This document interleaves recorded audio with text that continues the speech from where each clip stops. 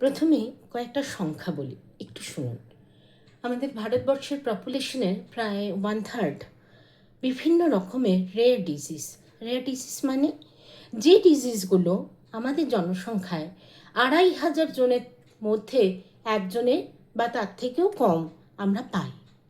এখন এই পাওয়াটা কিন্তু মূলত দাঁড়িয়ে রয়েছে যে ডায়াগনোসিসটা না হওয়া। যেমন ধরুন, কারো জ্বর হয়েছে, অসুস্থতা হয়েছে, কিন্তু তার কারণটা আমরা জানি না।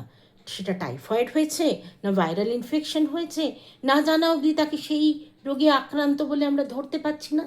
রেয়ার ডিজিজগুলো অনেকটা এরকম।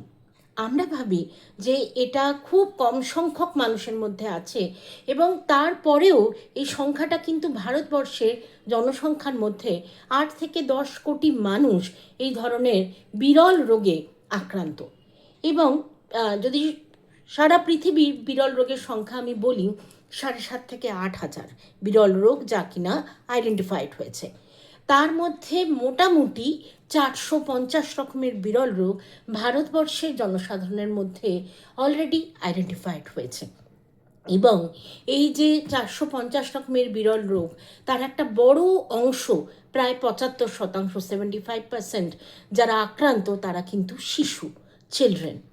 আর আরেকটা পরিসংখ্যান, সেটা হচ্ছে যে আমাদের এই যে ডিজিজগুলো, বিরল রোগগুলো, এর 70 থেকে 80% অরিজিনটা হচ্ছে জিনে অসুবিধা, জেনেটিক।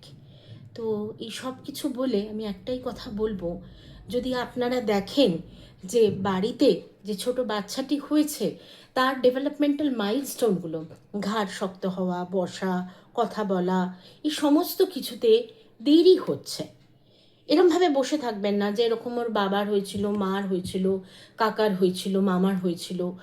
বরং কারণটা খোঁজবার চেষ্টা করুন, ডাক্তারের কাছে নিয়ে যান, পেডিয়াট্রিশিয়ানের কাছে নিয়ে যান। এবং যদি সেখানে সঠিকভাবে কারণটা খুঁজে না পাওয়া যায়, একজন জেনেটিক্সের বিশেষজ্ঞ, জেনেটিক কাউন্সেলর, মেডিকেল জেনেটিসিস্টের সঙ্গে অবশ্যই কনসাল্ট করুন।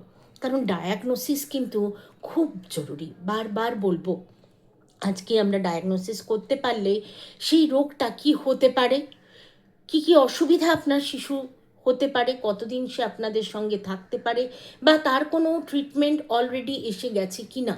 আপনারা সবাই জানেন স্পাইনাল মাস্কুলার অ্যাট্রফি এখন চিকিৎসা আমাদের পশ্চিমবঙ্গের কলকাতাতেই অনেকগুলি শিশু হতে পারে, সেটা ক্রাউড ফান্ডিং করে, কিন্তু তারা সেই চিকিৎসা পাচ্ছে। সরকারি বিভিন্ন প্রকল্প এসছে, এবং কলকাতায় সেন্টার অফ এক্সেলেন্স হচ্ছে আমাদের পিজি হসপিটাল। এরকম ধরনের রোগ ডায়াগনোসিস হবার পরে সেটা ন্যাশনাল একটা এনপিআরডি বলে রেজিস্ট্রেশন আছে, আমরা সেখানে নথিবদ্ধ করাবার ব্যবস্থা করি। এবং সেখানে ক্লিনিক আছেন, যেখানে ক্লিনিশিয়ানরা আছেন, আপনাকে সাহায্য করবেন, জিনের বিশেষজ্ঞ আছেন, আমরা আছি আপনাদের সাহায্যের জন্য। কিন্তু আপনাদেরকে আমাদের কাছে আসতে হবে, তবেই গিয়ে এই ধরনের রেয়ার ডিজিজকে আমরা খুঁজে পেতে পারবো। এবং আমরা নথিবদ্ধ করাতে পারলে তবে কিন্তু দেশের যে পলিসিসগুলো রয়েছে এদের সাহায্য, যেমন আপনারা জানেন খুব রিসেন্টলি এইচপিভি ভ্যাকসিনেশনের জন্য সরকার থেকে একটা ড্রাইভ নেওয়া হয়েছে, তেমনি রেয়ার ডিজিজের জন্য আরও ভালো করে এদের সুবিধাগুলো যদি আমরা এদের কাছে পৌঁছে দিতে পারি, সেটা কিন্তু করা যাবে।